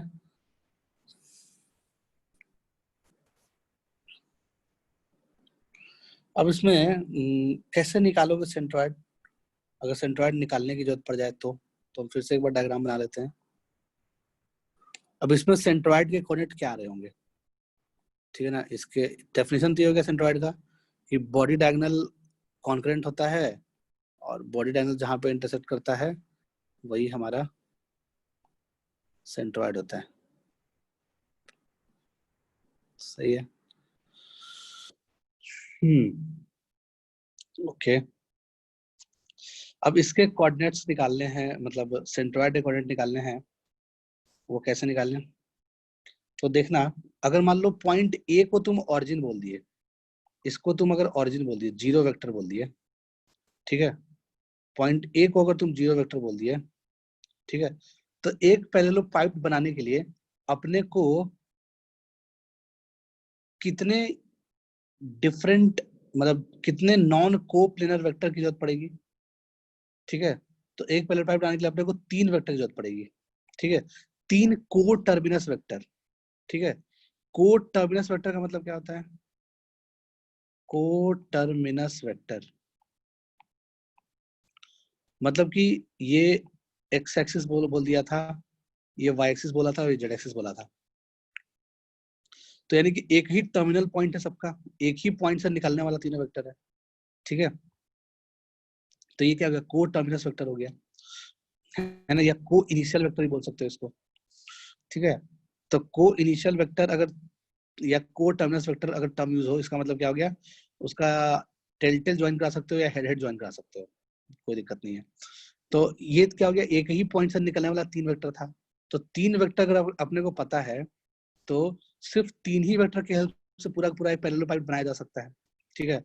कैसे, तो देख लो, अगर मान लीजिए कि हमने इस वाले वेक्टर को ए वेक्टर बोल दिया, इस वाले वेक्टर को अगर हमने ए वेक्टर बोल दिया, इस वाले वेक्टर को अगर हमने बी वेक्टर बोल दिया, और इस वाले वेक्टर को हमने सी वेक्टर बोल दिया, ऊपर वाले वेक्टर को सी वेक्टर बोल दिया, सपोज। तो मुझे बताओ कि ये भी सी वेक्टर के बराबर हो जाएगा, ये भी सी वेक्टर ही हो जाएगा, थोड़ा अलग चीज होगा, वो भी सी वेक्टर ही है, ठीक है। वैसे ही ये ये भी ए वेक्टर ही है, वैसे ही ये भी ए वेक्टर ही है, वैसे ही ये भी ए वेक्टर ही है, ठीक है ना। वैसे ही बी वेक्टर का कलर चेंज किया जाए, चलो ग्रीन बना लिया जाए। अगर ये बी वेक्टर है, अगर ये बी वेक्टर है, ठीक है, तो वैसे ही ये भी बी वेक्टर ही है, वैसे ही ये भी बी वेक्टर ही है, थोड़ा अलग वेक्टर है, वही वेक्टर है, कोई नया वेक्टर नहीं है, ये भी बी वेक्टर ही है, ठीक है। सी वेक्टर, ये भी सी वेक्टर ही है, सब सेम ही वेक्टर है, लेंथ वाइज सेम ही है, डायरेक्शन वाइज सेम ही है, तो वेक्टर सेम ही हो गया ना। तो ये ब्लैक से चारों बना हुआ सब सी वेक्टर ही है, रेड वाले चारों वेक्टर ए वेक्टर ही है, और ग्रीन वाले चारों वेक्टर सी वेक्टर ही है, समझे, सॉरी बी वेक्टर ही है, ग्रीन वाला सारा, ब्लैक वाला सारा सी वेक्टर है, रेड वाला सारा ए वेक्टर है। तो इसका मतलब कि अपने को एक यूनिक पैरेललोपाइड बनाने के लिए अपने को नॉन कोप्लेनर तीन नॉन कोप्लेनर को इनिशियल वेक्टर की जरूरत पड़ती है, ठीक है। तो उससे हम पूरा पूरा एक बना सकते हैं, ऑफ कोर्स, इस तरह का चीज, ओके। अगर मान लो हमने ऐसा बना दिया, ये पैरेललोपाइड बना दिया, तो इसका जो पोजीशन वेक्टर आएगा इस पॉइंट का, उसको बी वेक्टर, सबको नाम ही दे दो, चलो नाम दे ही दिया जाए, दिक्कत खत्म। ए यहाँ पे था, इसको बी बोल दिए, इसको सी बोल दिए, इसको डी बोल दिए, ए के ऊपर ए डैश बोल दिए, डी के ऊपर डी डैश बोल दिए, सी के ऊपर सी डैश बोल दिए, बी के ऊपर बी डैश बोल दिए, ठीक है। तो अपने को क्या करना है, सेंट्रोइड के कोऑर्डिनेट निकालना है, ठीक है। सेंट्रोइड का कोऑर्डिनेट कैसे निकालोगे, डी का पोजीशन वेक्टर बता दो क्या आ जाएगा, डी का पोजीशन वेक्टर क्या हो जाएगा, ऑरिजिन से यानी ए पॉइंट से ज्वाइन करने वाला, ए पॉइंट से यानी ऑरिजिन से डी पॉइंट को ज्वाइन करोगे तो क्या मिलेगा, बी वेक्टर, तो डी का पोजीशन वेक्टर बी वेक्टर ही हो जाएगा, ठीक है। वैसे ही बी का पोजीशन वेक्टर क्या हो जाएगा, ए वेक्टर हो जाएगा, ठीक है, क्योंकि ए पॉइंट से बी पॉइंट को ज्वाइन करने वाला जो वेक्टर होता है वही पोजीशन वेक्टर होता है पॉइंट बी का, ठीक है। ऐसे निकाल लिया हमने, ओके, ए बी सी। अब अपने को क्या चाहिए, ए सी वेक्टर चाहिए, यानी कि सी का पोजीशन वेक्टर चाहिए, मिड पॉइंट निकालना है ना, सॉरी क्या निकालना है अपने को, पॉइंट ऑफ कॉन्करेंसी ऑफ, ये निकालना है, यानी कि ए सी डैश और ए dash and A dash C. अगर ए सी डैश और ए डैश सी का ये सब कॉन्करेंट है, चार बॉडी डायगोनल थे, चारों कॉन्करेंट है, तो हम किसी भी दो का पॉइंट ऑफ इंटरसेक्शन निकाल लेते हैं। तो हमने एक ए सी डैश का निकाला, ठीक है, चलो ए यहाँ है, सी डैश यहाँ है, ए सी डैश और ए डैश सी का निकाला और ए डैश सी का निकाला। अगर हम इस दोनों लाइन का पॉइंट ऑफ इंटरसेक्शन निकाल लें तो जो पॉइंट ऑफ इंटरसेक्शन होगा वही जी होगा। हालांकि सिर्फ दो ही लाइन, चार लाइन एक्चुअली में कॉन्करेंट होता है, चारों बॉडी डायगोनल कॉन्करेंट होता है, बट किसी भी दो का पॉइंट, दो से हम पॉइंट निकाल सकते हैं, ज्यादा जरूरत है ही नहीं, ठीक है। तो जी निकालना है बेसिकली, कहने का मतलब ये हो गया। तो हमने क्या किया, पहले तो ए का पोजिशन वेक्टर जीरो वेक्टर पता है, ठीक है, कोई दिक्कत नहीं है, ए का पोजिशन वेक्टर जीरो वेक्टर पता है। सी डैश का पोजिशन वेक्टर चाहिए अपने को, तो सी डैश तक कैसे, यानी कि ए सी डैश चाहिए अपने को, है ना, AC डैश यानी कि AC डैश वेक्टर जो होगा वही C डैश का पोजीशन वेक्टर होगा, यानी ऑरिजिन से उस पॉइंट को ज्वाइन करने वाला वेक्टर, ऑरिजिन से उस पॉइंट को ज्वाइन करने वाला जो वेक्टर होगा, ध्यान सुनना, उसी वही तो होगा C डैश का, C डैश का क्या उसको बोलते हैं, वही हो जाएगा C डैश का पोजीशन वेक्टर। तो इसका मतलब कि अपने को AC डैश वेक्टर चाहिए। AC डैश वेक्टर कैसे मिलेगा, तो पहले क्या चले, पहले हम A से B चले, यानी AB वेक्टर चले, फिर B से B डैश चले, फिर B डैश से C डैश चले, तो पहुंच गए AC डैश। ठीक है, तो AB वेक्टर क्या है, A वेक्टर है, BB डैश वेक्टर क्या है, C वेक्टर है, और B dash C dash vector क्या है, B वेक्टर है। तो यानी कि C का जो पोजीशन वेक्टर आया वो A plus B plus C आया। ठीक है, C का जो पोजीशन वेक्टर आया वो क्या आया, A plus B plus C आया, लिख लिया उसको, C के पोजीशन वेक्टर को लिख लिया A vector plus B vector plus C vector, और A का पोजीशन वेक्टर O वेक्टर है ही। ठीक है, तो अब इतना इतना आपको समझ में आ गया कि जो AC डैश लाइन है, ध्यान सुनना, जो AC डैश लाइन है उसी AC डैश लाइन पे कहीं सेंट्रॉइड ऑफ पैरेललोपाइड लाई कर रहा होगा। ठीक है, क्योंकि ऐसे ही चला है ना, फिर इसका 4 लाइन ऐसे कट कर रहा है, चारों बॉडी डायगोनल G पे कट कर रहा है। ठीक है ना, तो इसका मतलब कि G जो है वो AC डैश को मान लो λ:1 रेशो में डिवाइड कर रहा है। ठीक है, तो अब C डैश का अपने को पता चल गया, एक मिनट आगे चला गया, एक मिनट पीछे, हाँ, C डैश का अपने को पोजीशन पता चल गया। C डैश का पोजीशन क्या है, A plus B plus C है, A vector plus B vector plus C vector. ठीक है, A का पोजीशन वेक्टर मान लो 0, मान लो क्या 0 वेक्टर गिवन है, A का पोजीशन वेक्टर 0 वेक्टर हमने माना था, 0 वेक्टर गिवन है सपोज।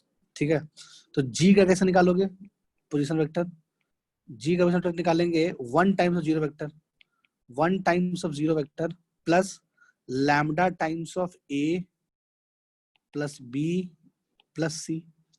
ठीक है, डिवाइडेड बाई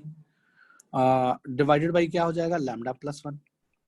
ठीक है, अब देखो G क्या होता है, ये 8 वर्टाइसेस से सिमेट्रिक पॉइंट होगा।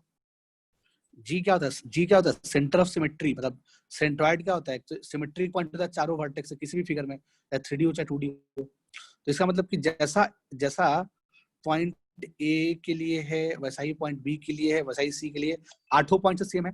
तो इसका मतलब कि ये जो ABC में सिमेट्रिक रिलेशन आना चाहिए, चाहे कुछ भी हो जाए, है ना, ऐसा नहीं कि A के लिए अलग आ जाएगा, B के लिए अलग आ जाएगा, C के लिए अलग आ जाएगा, सब में सिमेट्रिक आना चाहिए। तो यहाँ पे जो लैम्डा की वैल्यू लेंगे वो क्या लेंगे, यहाँ पे लैम्डा की वैल्यू 1 लेना पड़ेगा। ठीक है, तो यहाँ पे लैम्डा की वैल्यू 1 लेंगे तभी ये ABC में सिमेट्रिक आ पाएगा। तो जो G वेक्टर आएगा, G का जो पोजीशन वेक्टर आ जाएगा वो आ जाएगा A vector plus B vector plus C vector divided by 2, lambda की वैल्यू 1 लिए तो 1 + 1 2, तो ये होता है centroid, A plus B plus C divide by 2। ठीक है, अब इसमें A plus B plus C position vector नहीं होता, ये पूरा का पूरा वेक्टर ही हो जाता है। अब इसमें ध्यान रखना, A plus B plus C क्या हो गया, ये जैसे हमने फटाक से जल्दी से एक पैराग्राम बनाया, तो A प्लस B प्लस, इसमें ABC कोई पॉइंट का कोऑर्डिनेट नहीं है, ABC A vector B vector C vector जो है वो किसी पॉइंट का कोऑर्डिनेट नहीं है, वो एक्चुअली में क्या है, A वेक्टर ये वाला वेक्टर है। ठीक है, B वेक्टर ये वाला वेक्टर है, और C वेक्टर ये वाला वेक्टर है। ठीक है, पॉइंट का क्या पोजीशन वेक्टर आपको अपने को तो पता ही नहीं है पॉइंट से क्या मतलब है। तो मान लो पॉइंट का कुछ भी दिया हुआ है, लाइक ये दिया हुआ है R वेक्टर या कुछ भी दिया हुआ है, वटेवर जो भी है, तुम घटा के निकाल सकते हो ना, जैसे क्या बोल दूं मैं, कुछ भी दिया हुआ है घटा के निकाल सकते हो, यानी इस पॉइंट में से, कैसे बोलूं, ये हमने A पॉइंट बोल दिया, इसको B पॉइंट बोल दिया, तो A वेक्टर कैसे निकालोगे, A में से B का पोजीशन वेक्टर घटा के। ठीक है, वही C में से B का पोजीशन वेक्टर घटा के C वेक्टर निकाल लोगे। समझ में आ रहा है बात। तो एक्चुअली में जो ABC है वो इन तीनों वेक्टर, ये तीनों वेक्टर गिवन है ना, साइड्स वाला वेक्टर गिवन है, ना कि पोजीशन वेक्टर है वो ABC। ठीक है, समझ में आया होगा बात, लिख लिया इसको। नेक्स्ट चीज लिख लिया, कोप्लेनैरिटी ऑफ 4 पॉइंट्स, कोप्लेनैरिटी ऑफ 4 पॉइंट्स। ठीक है, अच्छा 3 पॉइंट हमेशा कोप्लेनर होगा क्या? अगर ऐसा बोला जाए कि 3 पॉइंट्स की कोप्लेनरिटी बताओ तो 3 पॉइंट हमेशा कोप्लेनर होगा, है ना? 3 पॉइंट अगर तुम कैसा भी लेते हो, ठीक है, उसको ज्वाइन करके एक ट्रायंगल बन जाएगा, ठीक है।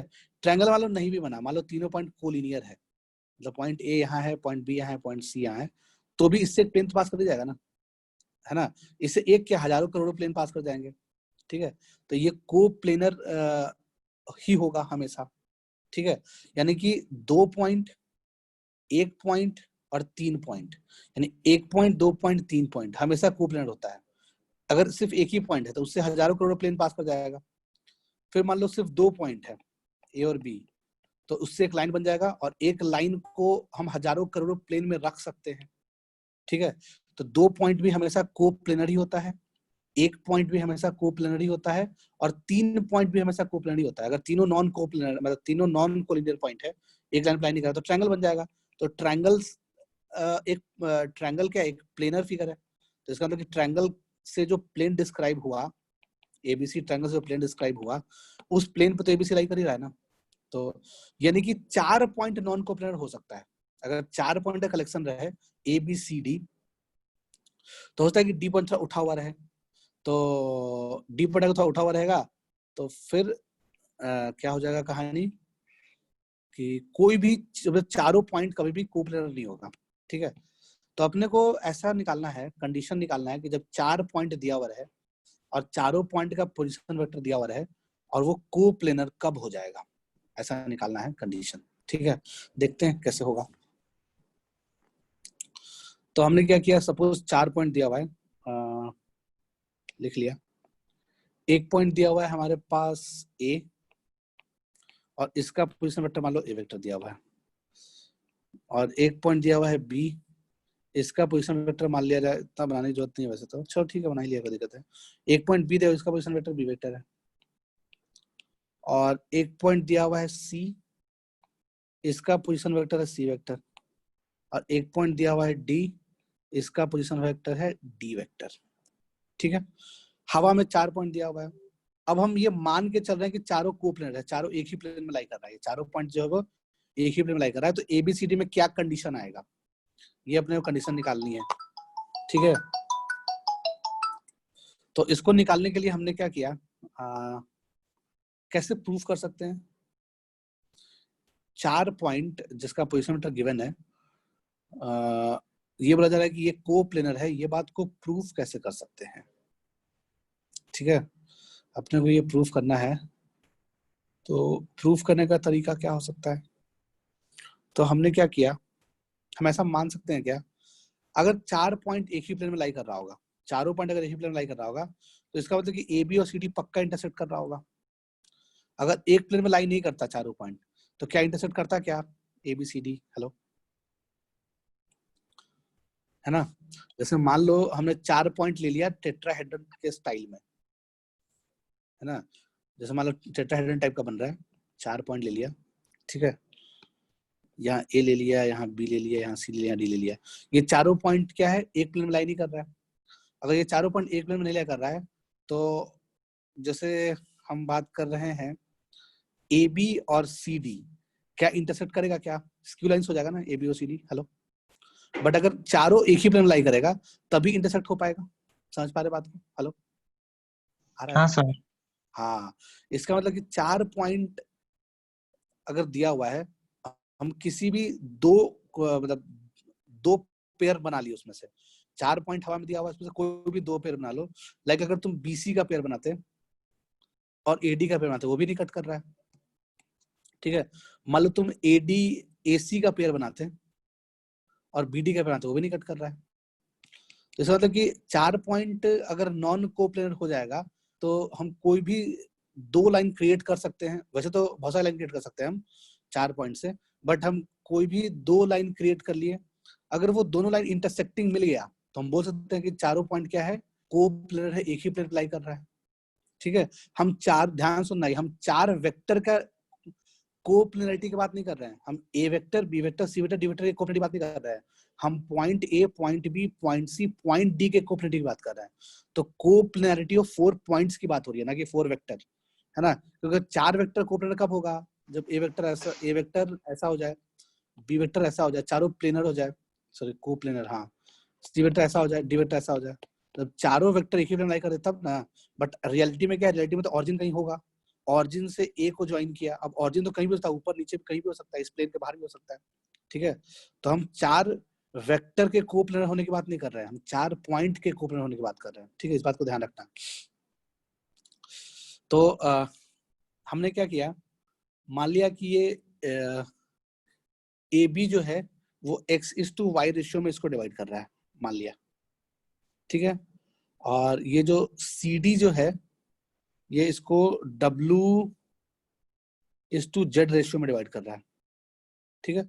इंटरसेक्ट कर रहा है तो ऑफकोर्स कोई ना कोई रेशियो में डिवाइड कर ही रहा होगा ना, ऑफकोर्स, ठीक है, ऐसा मान लिया। और जो पॉइंट ऑफ इंटरसेक्शन है उसको p बोल दिया थोड़ी देर के लिए। तो यहां से क्या हो जाएगा, अगर हम p का पोजीशन वेक्टर निकालें, पोजीशन वेक्टर ऑफ p निकालें, तो कैसे निकाल सकते हैं, y times of b vector plus x times of a vector divided by x plus y, ये आ जाएगा p का पोजीशन वेक्टर। फिर सेम तरीके से p का पोजीशन वेक्टर हम फिर से निकाल सकते हैं, कैसे निकाल सकते हैं, w times of d vector plus z times of c vector divided by w plus z, ये भी p वेक्टर का पोजीशन वेक्टर हो गया, यानी दोनों आपस में बराबर है, ठीक है ना। दोनों चीज का आना चाहिए, आपस में बराबर होना चाहिए, ऑफ कोर्स दोनों चीज आपस में बराबर है, यानी कि हम बोल सकते हैं X A vector plus Y B vector divided by X plus Y is equals to W D vector plus Z C vector divided by W plus Z, ऐसा लिख दिया हमने।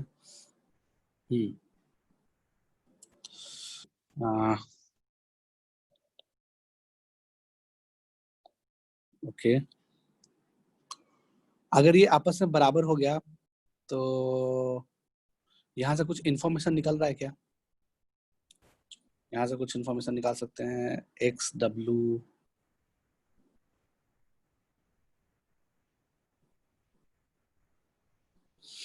पी का पोजीशन वेक्टर डी और सी के terms में आया, यहाँ ए और बी के टर्म्स में आया, ठीक है, गड़बड़ चल रहा है भाई, दोनों बराबर आ गया, दोनों बराबर आने से फायदा, दोनों के बराबर आने से कुछ फायदा हो रहा है क्या,